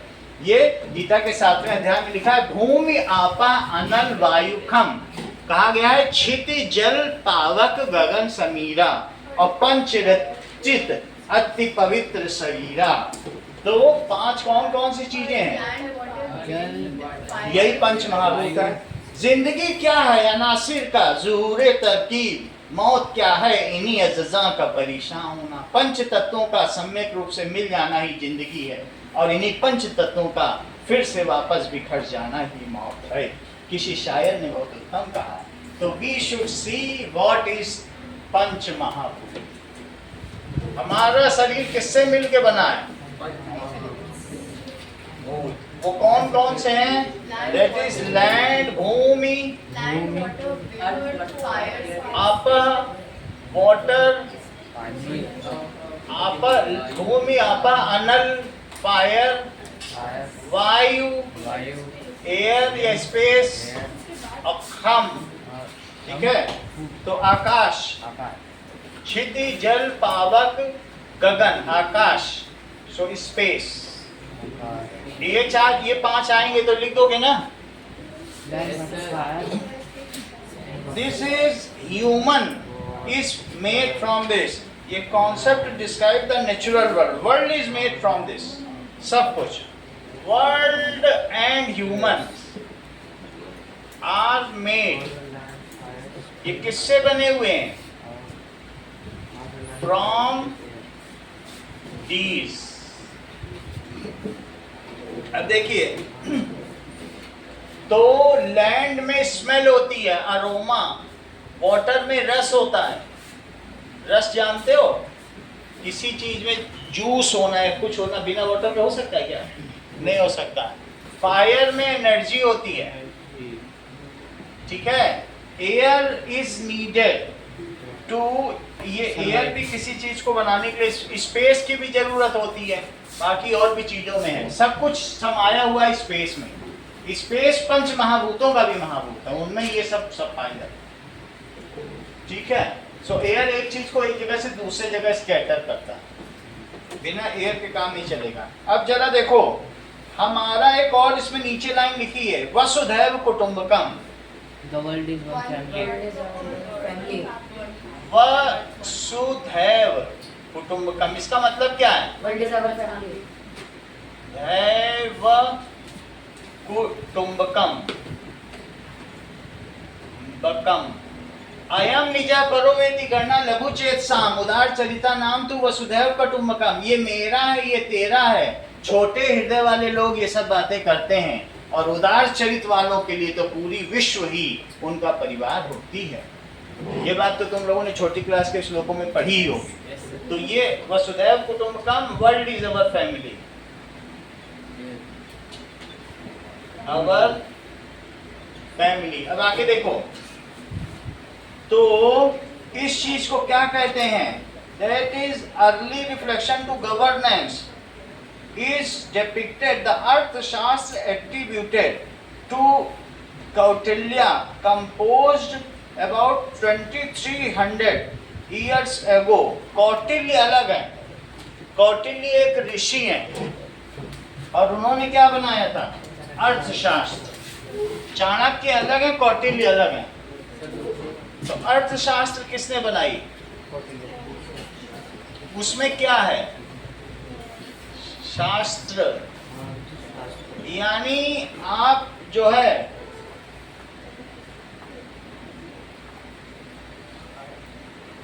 देखिए, अर्थ का मतलब मनी। मनी कैसे आएगा, मनी कैसे जाएगा, ये किसने बनाया? कौटिल्य ने। मेनली इकोनॉमिक्स, इसका क्या मतलब है? इकोनॉमिक्स पे किसने बुक लिखी? कौटिल्य ने। ये चीज याद रखना। ना कब लिखी है? 300 साल पहले। 2300 ईयर्स एगो। वास्तव में 2026 तो हो ही गया, तो 270 BCE पे लिखी। उसी समय हुए होंगे जिस समय मौर्य साम्राज्य चल रहा था। मौर्य साम्राज्य में ये कौटिल्य भी होता। 23 ईयर्स पहले मौर्य साम्राज्य था, वहां सेंट कौटिल्य थे। सेंट कौटिल्य के नाम से बहुत सारे स्कूल भी होते हैं। सेंट लूसी के नाम से सेंट तो संत को बोलते हैं। संत ही थे वो, सेंट कौटिल्य। तो संत एसटी कौटिल्य के नाम से बोलते हैं। एसटी, सेंट का एसटी कर दिया। सही है। अब आगे देखो, संत के लिए सेंट। अर्थशास्त्र के जन्मदाता कौन है? That is father of economics. लिख लो इस चीज को, पूछा जाएगा। Father of economics, father of politics Chanakya. ये मौर्यन एम्पायर में रहे। अब अगले पेज पे आ जाओ। सोशल साइंस क्या चीज होती है? हमें मल्टीपल सोर्स से गैदर करना होता है। We collect information, survey documents, conduct interviews, and in this way we gather information. Social science helps us to learn from our past. क्या सिखाती है? और हम ऐसे नहीं कर सकते। अगर आपको ज्योग्राफिकल सर्वे भी तो करना पड़ेगा कि तुम कहाँ रहते हो, कितनी जमीन है। मीजरमेंट पहले कब शुरू हुआ? कब से लोगों ने अपनी जमीन मीजर करनी शुरू कर दी, जिससे लड़ाई ना हो। ठीक है, तो सोशल साइंस क्या है? Social science is gathering information. किसके बारे में? Information of resources. क्या तुम सोशल साइंस में ही पढ़ते हो कि लोहा कहाँ मिलता है, तांबा कहाँ मिलता है? रिसोर्सेज आवर पास्ट हिस्ट्री, वो भी सोशल साइंस में पढ़ते हो। हाउ टू एडमिनिस्ट्रेट सोसाइटी, कैसे लोगों को शासित किया जाए, हाउ टू एडमिनिस्ट्रेट सोसाइटी, ये भी इसमें पढ़ते हो। और क्या पढ़ते हो, and how to regulate money, तुम्हारे घर में भी सोशल साइंस चलता है कि जिस दिन तनख्वाह आती है उसी दिन मैकडॉनल्ड चले जाते हो। हाउ टू रेगुलेट मनी, ठीक है, it is gathering and utilising it for better living. इन सभी चीजों को इकट्ठा करना। सर वो हाउ टू एडमिनिस्ट्रेट, एडमिनिस्ट्रेट, कैसे शासन व्यवस्था देखनी है, and utilising this for our betterment, इसी के लिए सब एक्सकेवेशन किया जाता है। लर्निंग, ठीक है, from past and applying in future is called social science. Learning from past and applying in future, in present to secure future, future में नहीं करना है, अभी करना है, to secure future, it is called history, जो कि इतिहास किसकी ब्रांच है। अब देखो, social science as a study of disciplines, हम इन 2 सालों में इतना सीख लेंगे सोशल साइंस में 9th 10th में कि मास्टर हो जाएंगे। Social science as study of discipline, वास्तव में ये बुक तुम्हारी बहुत अच्छी है, ये हमको भी बहुत कुछ सिखा के जाएगी। 10th की बुक का तो मैं ईगरली वेट कर रहा हूँ। That is as study of discipline.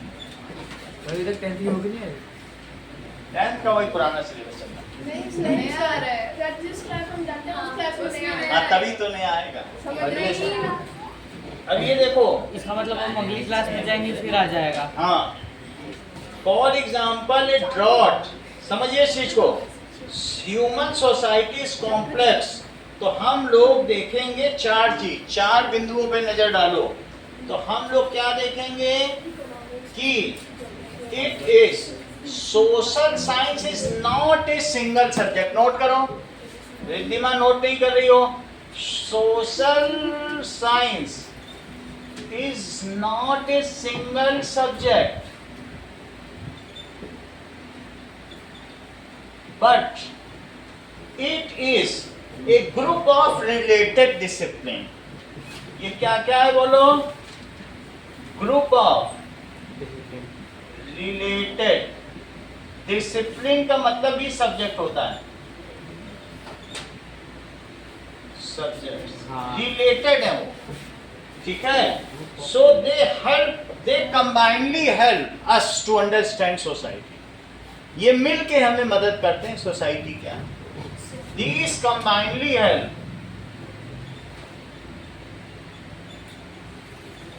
help us to understand society। अब इसमें 4 चीजें हैं, अंडरस्टैंड सोसाइटी। कौन कौन सी चीजें हैं? पहली चीज है ज्योग्राफी। तो ज्योग्राफी क्या बताती है? It studies Earth, its environment. It studies Earth, its environment. कैसा environment है? तुम फ्रांस चले गए, जर्मनी चले गए, वहाँ सब जंगल जल रहे हैं, यहाँ बारिश हो रही।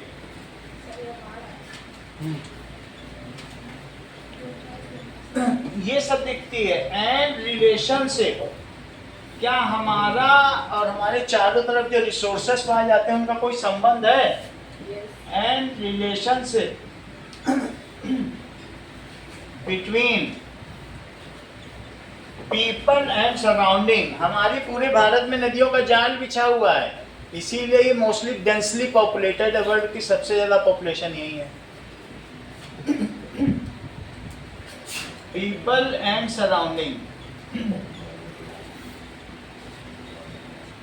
ये एलुवियल लैंड से बना हुआ है जो नदियां मिट्टी लाती हैं। हिस्ट्री क्या करती है, ज्योग्राफी क्या कर रही है, धरती को, धरती के पर्यावरण को और लोगों को, लोगों के चारों तरफ के वातावरण के बीच संबंध को बताती है। What is earth, what is its surrounding, how people related with their surrounding, बहुत आसान है। तो हिस्ट्री क्या बताती है, history tells about human past, human past को बता देगी, ठीक है, और क्या करेगी, and help us understand how society change over time, help us understand how society change over time, क्यों चेंज हुई, क्यों कुछ देश अमीर हैं, क्यों कुछ देश गरीब हैं, ये सब हिस्ट्री में लिखा है।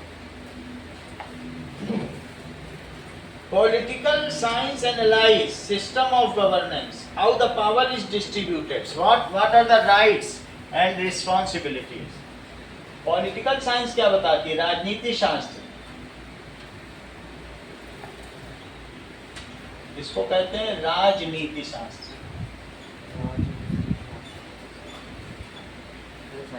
It tells about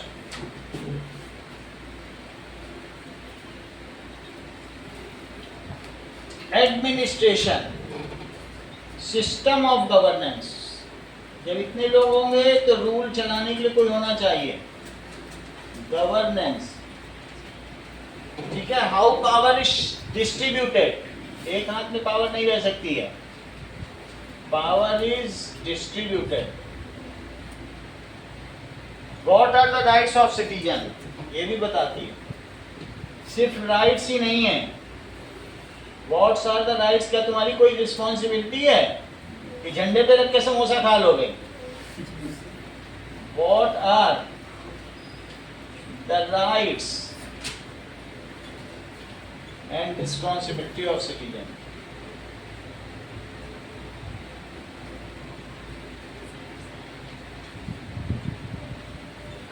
जहां हमारे 7 फंडामेंटल राइट्स हैं, वहीं 6 रिस्पॉन्सिबिलिटीज भी दी गई। राजनीति शास्त्र,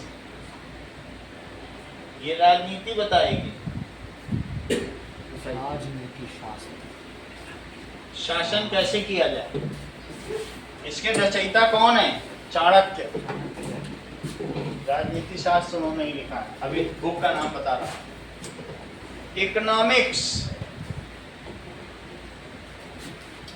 इकोनॉमिक्स भी क्या कुछ बताती है हमको, तुम्हारे चारों तरफ वेल्थ को कैसे मैनेज किया जाता है, वेल्थ को, दैट इज कौन कौन से ऐसे हैं कि जो प्राइमरी ट्रेड, सेकेंडरी ड्यूटीज और टर्शरी सर्विसेज क्या क्या होती हैं, ये सब बताता है, हाँ। ठीक है ना।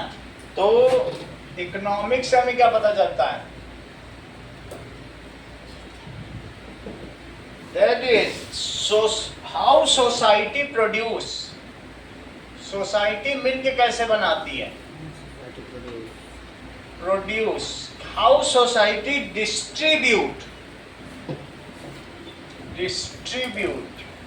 और हाउ सोसाइटी यूटिलाइज रिसोर्सेज, जो बनाया है उस रिसोर्स को कैसे यूटिलाइज करें,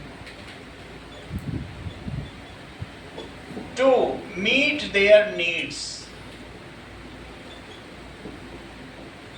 ये सब हमको अर्थशास्त्र बताता है। ज्योग्राफी क्या है, अब फिर से एक नई चीज पे आ जाओ, ज्योग्राफी के बारे में और कुछ देखेंगे। Geography is the location, it is study of, अपने मन से लिख देना, वेरियस रिलीफ पैटर्न, कुछ इधर उधर मत देखना, पैटर्न, टोपोग्राफी, यही सब तो है। टोपोग्राफी कैसा हमारा चारों तरफ का रिलीफ पैटर्न है, या what is our type of terrain. Geography क्या है, इनकी स्टडी तो है, type of terrain,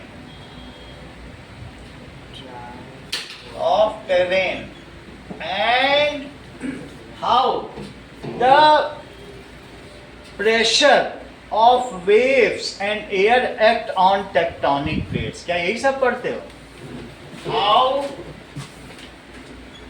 air and water pressure acts on tectonic plates।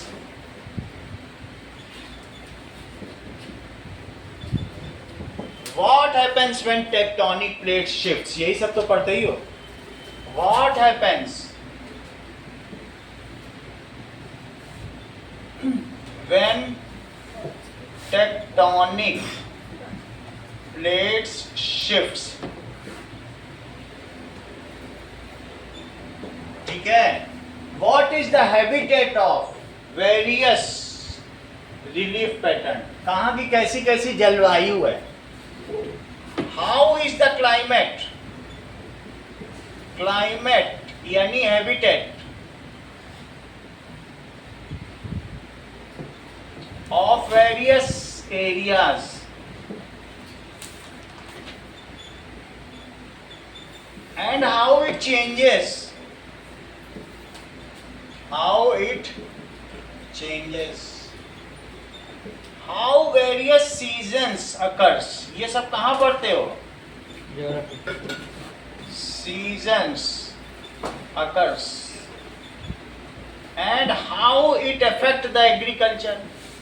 क्या अलग अलग सीजन में अलग अलग फसलें, ये भी तुम ज्योग्राफी में पढ़ते हो। हाँ। And what are the crops can be sown in different types of soils। क्या तुम्हें ये मालूम है चिकनी मिट्टी, लाल मिट्टी, काली मिट्टी, दोमट मिट्टी, बलुई मिट्टी, लोमी मिट्टी सब ये होती है? ये नहीं जानते हो तो जान जाओगे कुछ दिनों में। ठीक है। sown in different types of soil। जैसे red soil, black soil, loamy soil, alluvial soil, ये सभी चीजों के बारे में इतना लिख दोगे तो टीचर तुम्हारी कॉपी लिख सबको दिखा देंगे। ये सारी चीजें बताती है कि क्या हमको हमारे वेदर पैटर्न का भी ज्ञान कराए, ये ज्योग्राफी है। ठीक है। It also tells about daily weather condition using satellite. It also tells, वो भी ज्योग्राफी के ही होते हैं जो मीटीरियोलॉजिकल बैठते हैं, about daily weather condition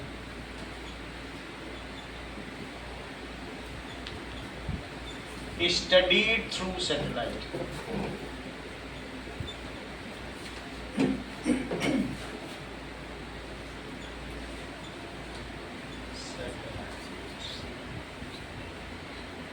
It tells how mountains are formed, how plateaus are formed, how lands are formed। ये सब बताता है। ज्योग्राफी क्या बताता है? तो फिर हिस्ट्री क्या बताएगा? So history covers human past,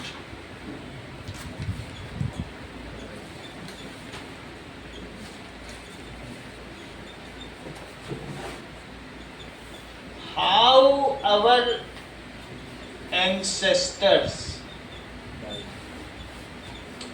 ठीक है, grouped together and started living in society। कैसे वो मिल के रहे? लूसी अकेले क्यों रहती थी? How our ancestor grouped together। ये सब आग ने किया, आदमी के आविष्कार में। and started living in society. Started living in society. और जब खाना उन्होंने संग्रह करना शुरू किया तो उनके पास खाली समय था, तो उन्होंने गुफाओं पे चित्र बनाने शुरू कर दिए। और जब खाली समय मिला तो दिमाग काम करना शुरू कर दिया। भाई खाना संग्रह कर लिया, पत्थरों से ढक दिया, गोल गोल पत्थरों से, बस एक पत्थर हटाते थे, एक काम खा लेते थे। ठीक है, इस तरीके से ये करते थे। It is that is we found these evidence through excavation or archaeological survey. We found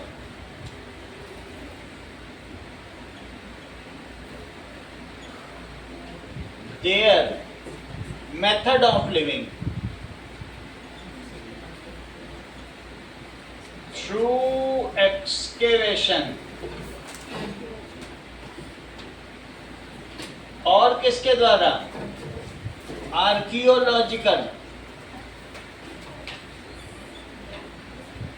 सर्वे, या इसके अलावा बहुत सारे ऐसे भी होते हैं जहां पर संग्रहालय होते हैं, उसको क्या कहते हैं?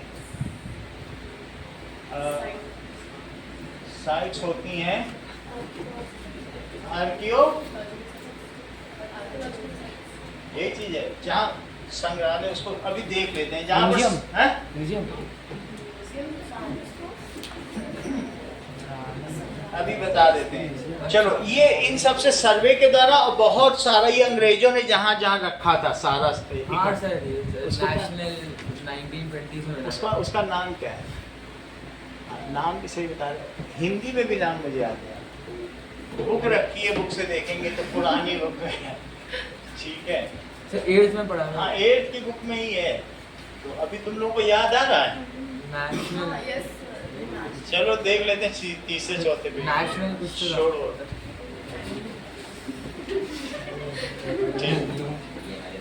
आर्ट सही है, बट मुझे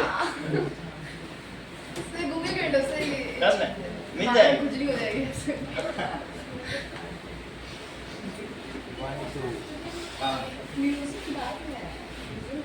जहाँ पुराना इतिहास रखा जाता है उस जगह को क्या? आर्काइव। हाँ, पुराने इतिहास को रखने की जगह को अभिलेखागार या संग्रहालय कहते हैं।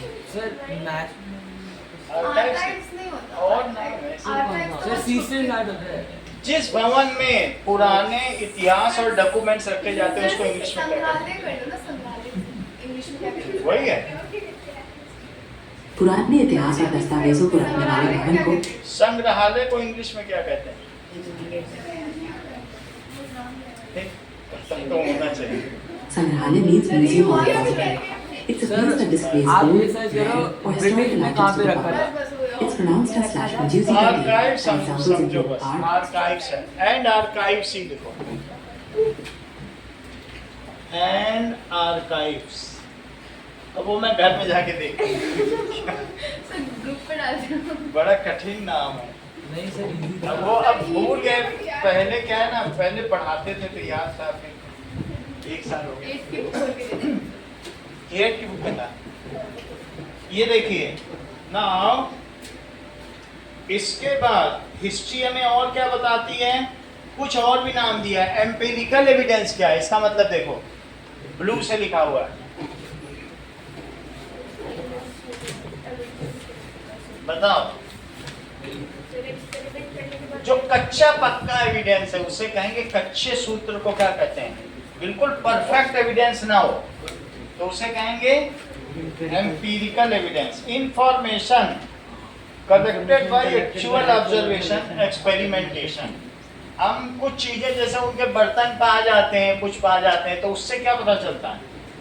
Modern historiography by contrast increasingly relies on empirical evidence. लेकिन पहले की हिस्ट्री कैसे करती थी? देखो, अर्लियर हिस्ट्री कैसे पता चली? ये how people travelled from one place to other. वो ट्रेवल किए थे कि नहीं? From one place to other for trade. ऐसा कोई ट्रेड का रूट मालूम है? फॉर ट्रेड, जैसे एग्जांपल है सिल्क रोड। पीपल कैसे एक जगह से दूसरी जगह आए, ठीक है? How they shared their culture, how they shared their culture, their culture, ये सब हिस्ट्री बताती है। और क्या बताती है? दो एविडेंस के नाम भी लिखा है, तो इसमें ये लिखा है आर्कियोलॉजिकल रिकॉर्ड्स भी होता है और साथ में जीनियोलॉजिकल रिकॉर्ड्स। इसका मतलब है एंसेस्ट्री।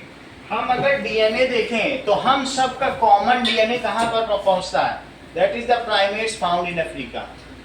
वहां से कुछ लाइनें हम लोगों की जो डीएनए की है ना, वो उसके क्रोमोसोम्स उससे मिलते हैं और फिर वहां से बदलना शुरू हो गए। एक जो सब में हो उसे कॉमन कहते हैं कि नहीं? वो सिर्फ अफ्रीकन में ही मिलता है। तो हम ये कह सकते हैं our common ancestors of all Homo sapiens were found in Africa. समझ में आ गई बात? तो that is we get this by genealogical record. Gene जानते हो? Yes, The sir. genealogical record that our common ancestors were found. कहाँ पाए जाते हैं? Africa. Ancestors were existed. कहाँ पे थे? In Africa. इससे पता चलते हैं। However, nowadays empirical evidence is used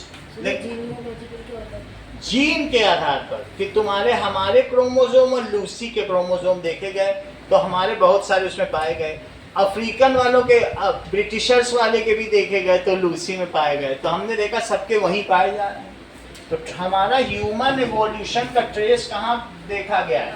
जो एप मिलता है, एप से फिर गोरिल्ला भी बन गया, बंदर भी बन गया, ह्यूमन भी बन गया। 3 तरीके के लोग बने। तो एप से क्या क्या बना? एप, गोरिल्ला, मंकी और ह्यूमन।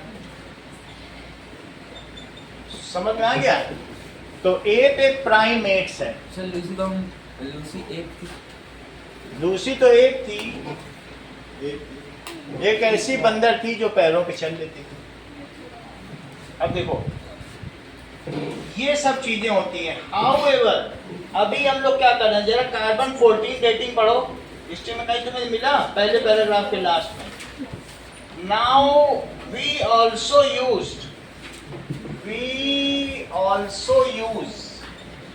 Carbon 14 dating. कौन सी dating? To get age of fossils. Age of fossils का पता करते हैं।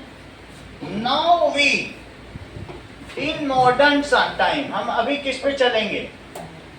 Modern time we rely more on. अब मान लो जैसे अगर वो एक थप्पड़ मार के आ गया प्रत्युष अंकित को, तो वहां पे उसका एक बाल मिला है, तो इसके बाल के डीएनए की चर्चा होगी और बाल को डाला जाएगा मशीन में, प्रत्युष का चित्र आ जाएगा। क्योंकि जो बाल का डीएनए वही प्रत्युष का। या इसने मारते समय इसके मुंह से एक ड्रॉप थूक निकल गया, कहेंगे अरे स्पिट करके चला गया, मजा आ गई। उसके रूप से भी पता चल जाएगा ये प्रत्युष का, ये कैसे? प्रत्युष का चेहरा। और ये अगर 20 साल हो गए, 20 साल पहले अपराधी कैसा दिखता था जिसने अंकित को थप्पड़ मारा था। हाँ। इसका एक गाल लाल क्यों है आज भी? ठीक है, empirical evidence.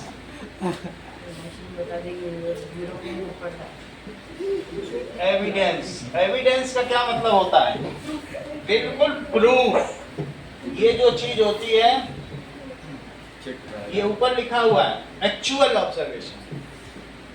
Actual observation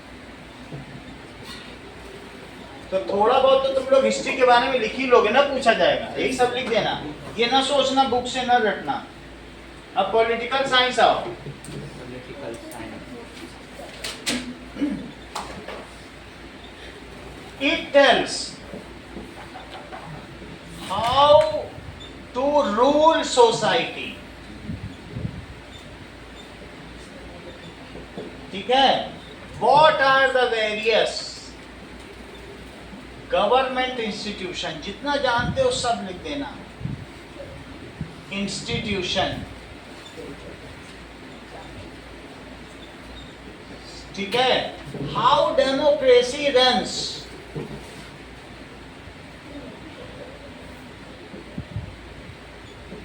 what is monarchy, ये भी तो इसी में ही जानते हैं, ठीक है। ऑटोक्रेसी, ऑटोक्रेसी का मतलब किम जोंग उन कहता इसी तरीके का बाल बनवाओगे तो सर है डिक्टेटरशिप। थियोक्रेसी, भगवान के नाम पे पागल बनाना, मिलिट्री, थियोक्रेसी भगवान के नाम पे, थियो का मतलब थियोलॉजी, ये दैट इज गॉड्स बिलीफ पर, जैसे वो खामनेई, आयतुल्लाह खामनेई कर रहा है, नेपाल। थियोक्रेसी। और इसी तरीके से मिलिट्री रूल के बारे में जानते हैं, अफगानिस्तान, पाकिस्तान। ये सभी चीजें जानते हैं। What are 3 institutions of government, ये भी तो जानते हो। व्हाट आर 3, वो सब लिख देना जो तुम्हें आता हो, इंस्टीट्यूशंस ऑफ गवर्नमेंट।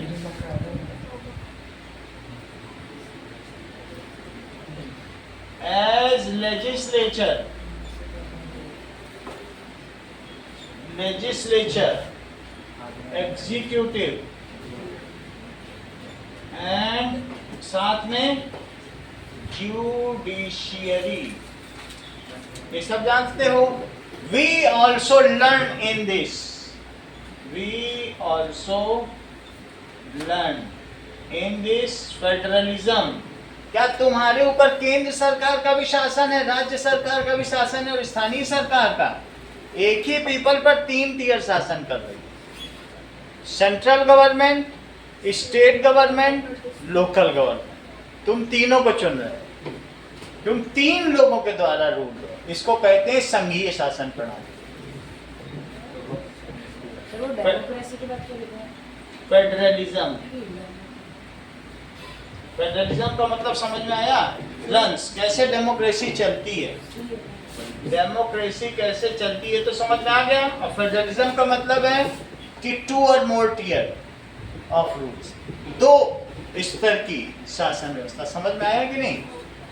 तो फेडरलिज्म क्या है, रिपब्लिक क्या है? रिपब्लिक जानते हो, representative elected by public, Hindi में पूरा नाम।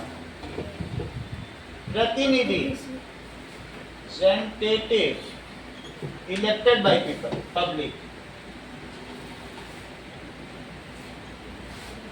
सोशलिज्म क्या है? अगर तुम्हारी जेब में 50 रुपए, इनकी जेब में 100 रुपए हैं, इनकी जेब से 100 रुपए निकाल के 25 तुमको दे दिए जाए, दोनों के 25-25, यही सोशलिज्म। रशिया ने सबसे ज्यादा यही किया, बोला सबके यहाँ अगर फ्रिज होगा तो कैलविनेटर का ही होगा। अब किसी ने वीडियो कॉन का रखा तो गला काट दें। बिल्कुल इक्वलिटी। वो वहां पे व्लादिमीर लेनिन ने बोला बधाई हो, आज से डॉक्टर और भिखारी सबको 2-2 रोटी मिलेगी। हम पर्याप्त विकास कर चुके हैं, ये खतरनाक है। तुम कितना भी पढ़ लो, जान लगा दो देश के लिए, मिलेगी 2 ही रोटी। अगर भिखारी को एक कमरा मिल रहा है, वो निठल्ला बैठा है, और तुम जान लगा तुमको भी एक ही कमरा मिलेगा। आज सर फिर तो बढ़िया रखे। अब इसमें फिर कोई कुछ नहीं करता, सब बैठे ही रहते हैं। समाजवाद, ये सब हम सीखते हैं। समझ में आ गई बात? तो political science, what are the rights and fundamental rights and responsibility of citizen. What are, sir ऐसे तो गरीब रहेगा तो अमीर भी गरीब ही रहेगा। ये चला नहीं है, रशिया के अलावा कहीं नहीं चला। और अभी व्लादिमीर पुतिन बोल दिए हैं, सुन लो सब लोग, जब तक मैं जिंदा हूं तो तब मैं ही शासक हूं, और मैंने विरोधियों को मार डाला है। सब चुप है, ओके सर। अब जिसकी इच्छा ही मर गई, इंसान कोई तुमने मार दिया, उसके अंदर कोई इच्छा ही नहीं बची है, तो क्या करेंगे? What are the fundamental rights? Mulayam Singh का बेटा अखिलेश यादव यही लाना चाहते हैं, Samajwadi party. And fundamental rights end of citizen.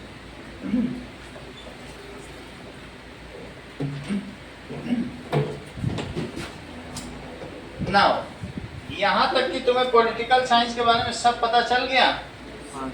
एक और चीज पढ़ लो, इकोनॉमिक्स 5 मिनट बता दें, फिर तुमको तुम्हारे भरोसे पे छोड़ दें भाग के पास। इकोनॉमिक्स देखो क्या होती है।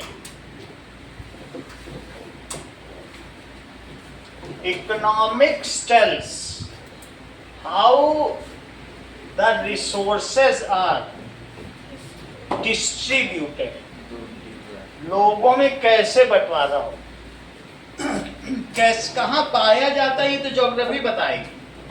लेकिन इकोनॉमिक्स क्या कहती है? How resources are distributed. It tells how resources are distributed. How money flows.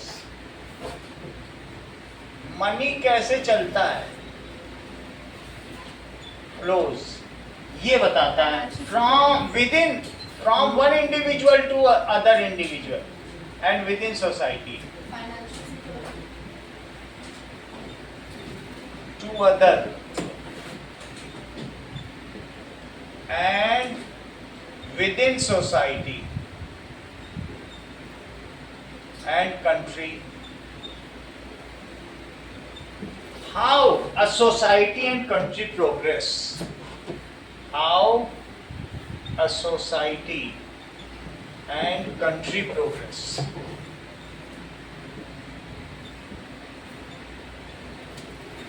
And how an individual and country secures its financial security को कैसे प्राप्त करें, and how an individual and country achieves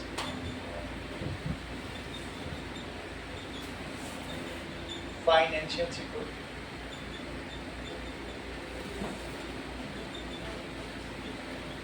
What is GDP and what is per capita income? क्या ये भी बताती है? What is GDP? Gross domestic product क्या है? And of a country. And what is per capita income? एक व्यक्ति प्रति व्यक्ति आय क्या है? Per कैपिटा इनकम क्या, ये सब बताते हैं। It tells how taxes are collected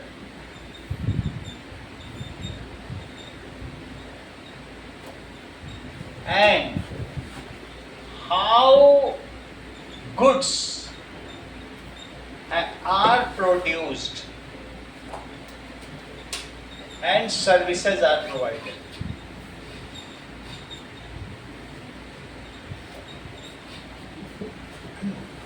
इन सभी चीजों को ये बताती है, ठीक है। Gross domestic product, it tells about international trade,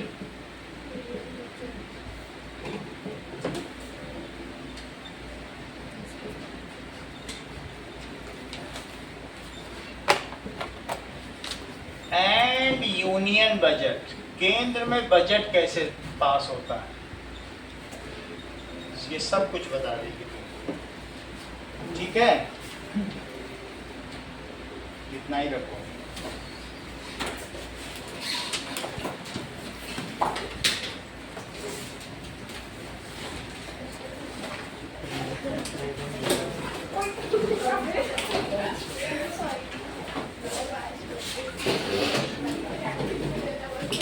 Just kidding.